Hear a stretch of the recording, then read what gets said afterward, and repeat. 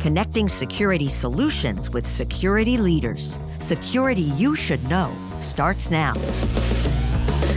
Welcome to Security You Should Know.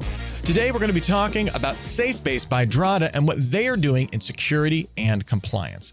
Now, the problem they're addressing is how do you earn and keep customer trust? A big problem in the industry. Helping us kind of figure out why this is still a problem is Dan Holden, CISO over at Commerce, and Terry O'Daniel, former CISO at Amplitude.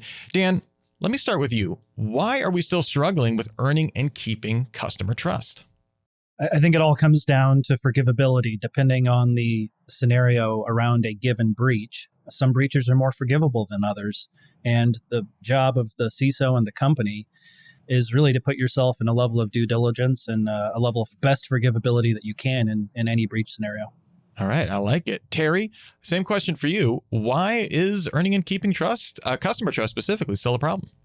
Well, we've been talking about customer trust in security for more than a decade. Every vendor puts it on a slide. Every CEO puts it in a board deck. So why are we still talking about it? I think we have had challenges in actually solving it. I remember a decade ago when we were mailing spreadsheets back and forth, and there have been some advances, but I think the core rubric we use to assess customer trust stays roughly the same. All right, well, today we're going to be talking with Al Yang, the CEO and co-founder at SafeBase. To start out, Al, I need you to answer three essential questions here. How do I explain the value of what SafeBase is doing to my CEO? What does your solution do and what does it not do? And give us an idea of the pricing model. Can you help us out here? Absolutely. The problem is that earning and keeping customer trust takes too much manual work. Whether it's closing a new deal, renewing an existing one, or passing an audit, companies just spend too many hours on repetitive security reviews and tasks. Compliance and security teams get pulled into answering the same questions over and over. It frustrates customers, slows revenue, and even puts renewals at risk. And that's why we built SafeBase, a trust center that makes the process transparent and scalable. Customers and prospects get this secure, always up-to-date view of their security and compliance posture. We streamline NDAs and access requests, and now we use AI to instantly answer security questionnaires. We don't replace your people. We help them focus on higher value work. Our pricing is subscription-based and scales with your company size and needs. Fantastic. All right. Well, I think we've gotten a good idea of the problem and kind of the broad idea of what SafeBase is trying to do here. I'm sure we got a lot of questions, though. Terry, I'm going to start with you. What other questions do you have for Al about SafeBase? When we talk about security and trust, the real question for me is, how do we justify it in terms of business value? That's where I want to dig in a little further. Al, I've seen a lot of big enterprises launch the SafeBase Trust Portal publicly. And I didn't realize at first. I had to scroll down a little bit and realize that these were being hosted by SafeBase. At first, I thought there was something magical that each enterprise had built themselves. Clearly, something clicked for these large enterprises that made them want to use the product. What told you that they were the right fit? How did you understand what your ideal customer was? And how did you help them define what success looks like once they went live? Yeah, so we help security teams offer a single source of truth around their security and trust posture, right? In real-time demonstration of control status, proactive alerts. But going all the way back to when the company was founded, a lot of companies had different use cases, and not just small companies, medium-sized companies, and enterprises. Of course, there's complexity in terms of what they need and why they need a trust center. Focusing on the enterprise, which is where your question is, the unique use case is often around efficiency. So too many people spending time answering questions and proactively building trust instead of reacting to the customer needs, which has been how this industry has been. You have third-party risk vendors sending security questionnaires. It's reactive before renewals. It's static in terms of the answer.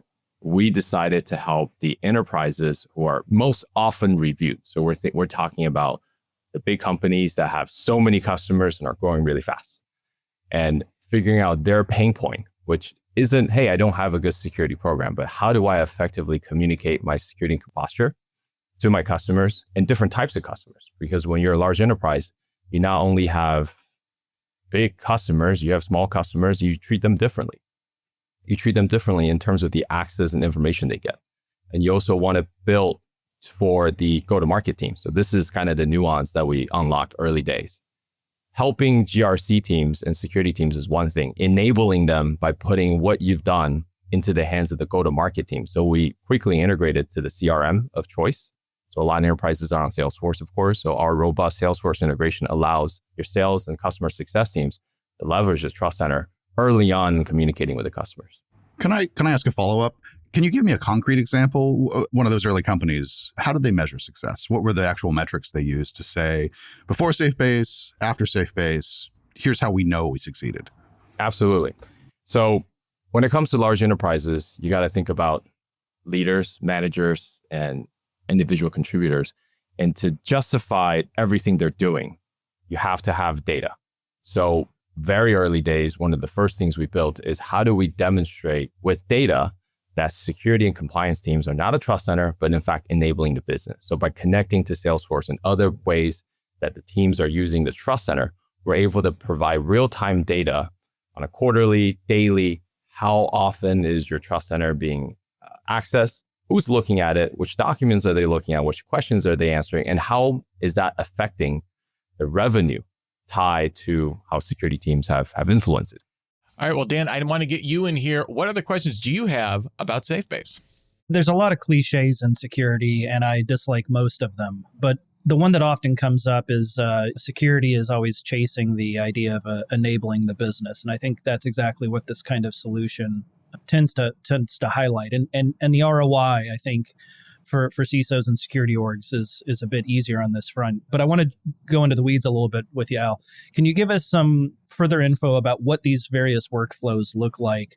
How are customers, the security team, support, sales, how are they interacting with the solution in order to enable the business? What does that day-to-day look like? When you think about what enabling means, it's very quickly, how am I impacting the top line positively of a company, right? You got top line, you got bottom line. And when it comes to the top line, you either increase more or you make it faster. So making the sales cycle shorter. When you think about the end-to-end problem of getting a security review or questionnaire from a customer or a prospect, it starts with, I have a question, and ends with my question's answered. Along that process, before SafeBase came along, it was salesperson talking to the customers trying to sign the deal. And very often the salesperson might want to get the deal done and then deal with the security review because security review takes up time. Salespeople want to get it signed. That creates a ton of problem because now you can't implement the thing, right? So we're all familiar with how that works. So what we do instead is put the trust center and the information in the hands of the salespeople. One thing salespeople don't like to do is bother their own internal subject matter experts. So their CISOs or their security teams or security enablement team to help them answer questions or go through security review, because again, slows down deal and creates risk. So by giving the salespeople the trust center early days and now enable with AI and integrated to where they work, from Slack to Salesforce to HubSpot, to Microsoft Teams, they're able to have almost a co-pilot throughout the process and collecting all that data.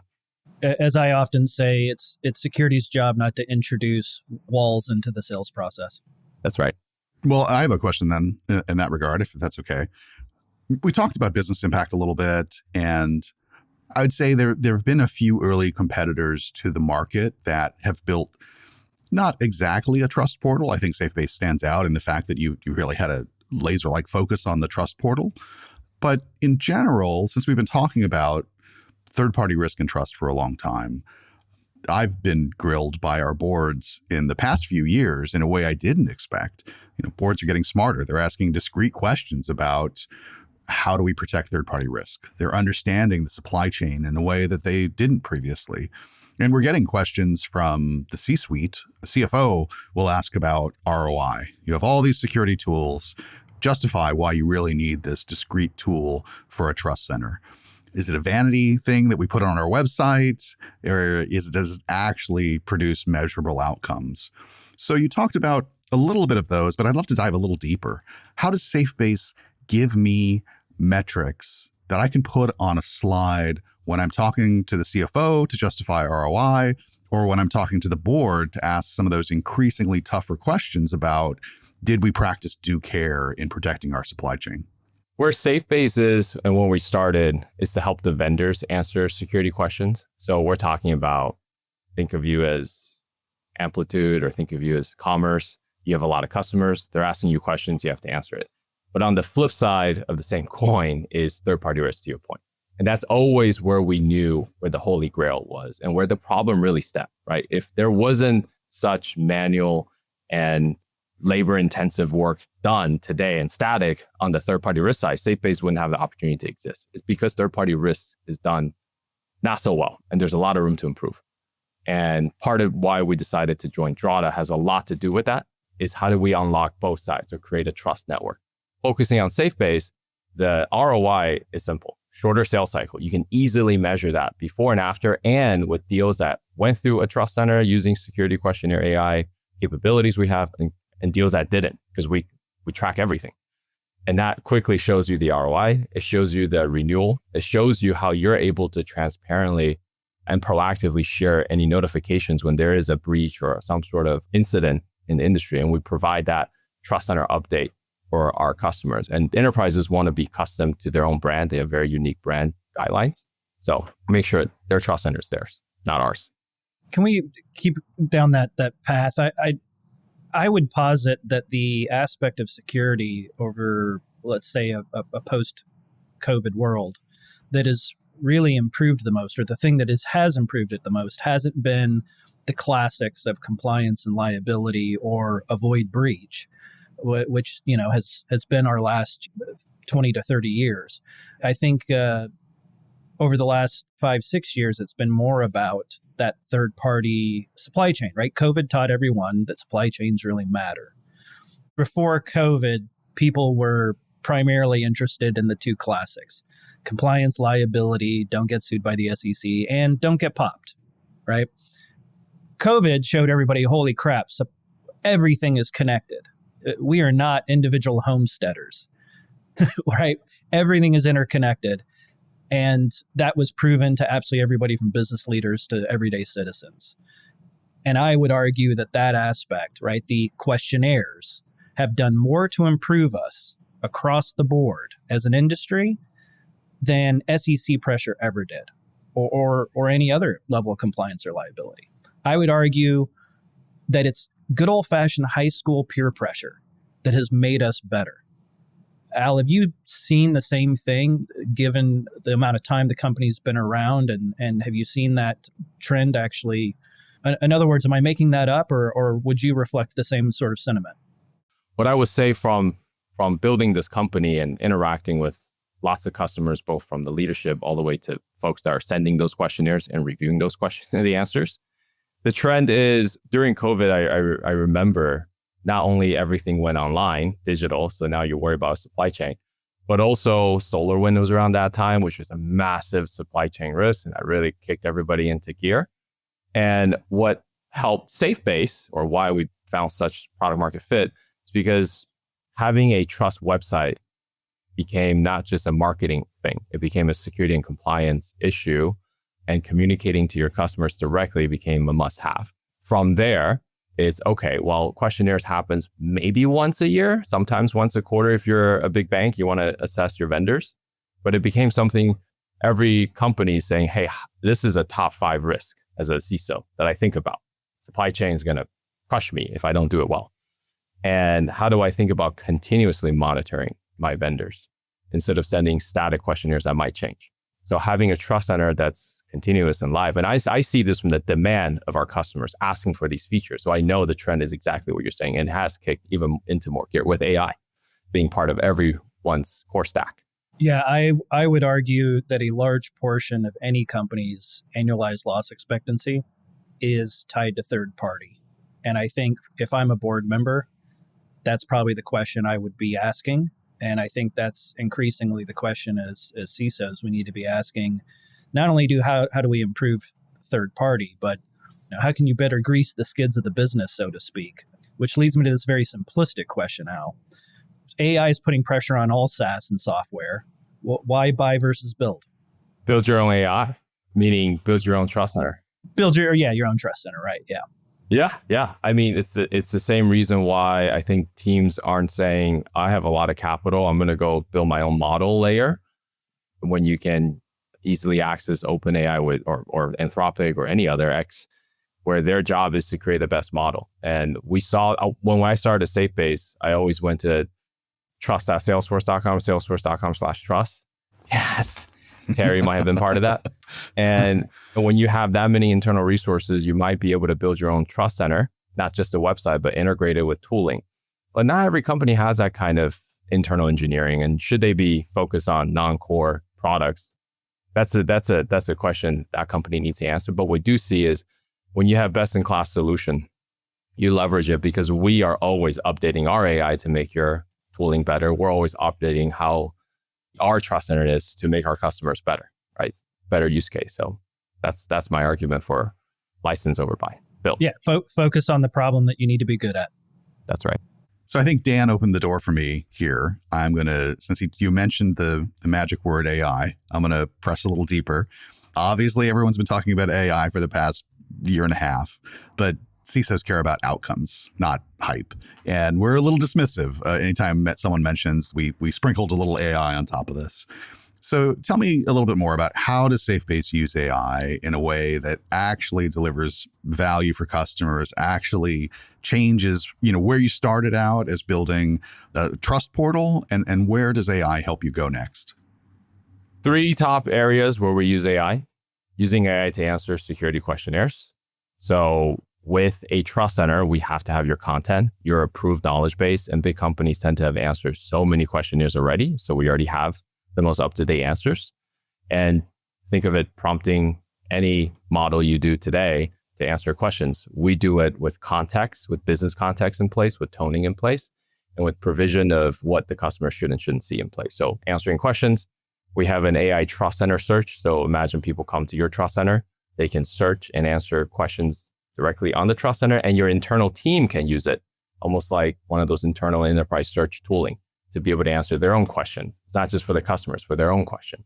And then the third part, which I'm very excited to reveal, and at the end of this month at Drataverse, is the agentic trust, which is how we help streamline that third-party risk side. How do we implement best practices, optimize and streamline workflow?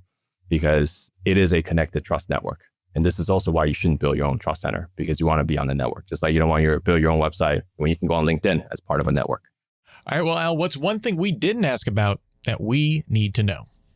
I think a question that could have been asked is how does SafeBase help CISOs transition their position within the business from kind of department of no to department of enablement? We talked about enablement, but we didn't talk about how we help them transition.